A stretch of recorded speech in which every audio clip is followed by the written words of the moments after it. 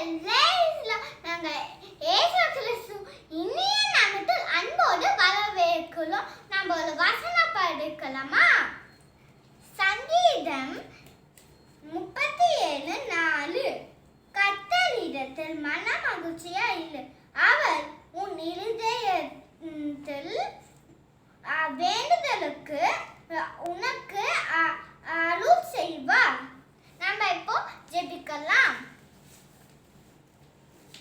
ஏசப்பா, உங்க சமூகத்தில் வரும் அப்பா பிதாவே அன்புள்ள தெய்வமே எங்களை நேசிக்கலவலும் நல்ல தேவனே வல்லவலும் இருக்கலாம்.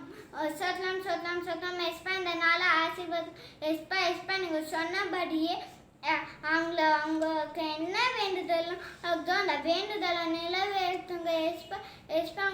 அவங்க எப்போவுமே சந்தோஷமா இருக்க உதவி செய்யுங்க எஸ்பா எஸ்பா. அவங்க கணக்குள்ளே வைத்து பாதுகாத்துக்கோங்க எஸ்பா எஸ்பா.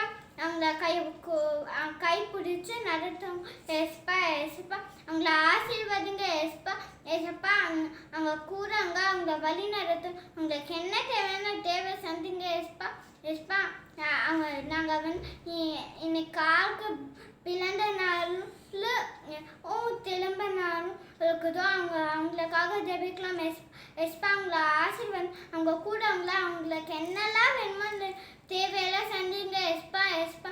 உங்களை கொழுக்குள்ளேயுமே இருக்கக்கூடாது எஸ்பா எஸ்பா. நீங்கள் இது எல்லாமே பண்ணலக்காக நான் ஏசப்பா மூலம் ஜெபிக்கலாம் நல்லா பிதா. ஆமென்.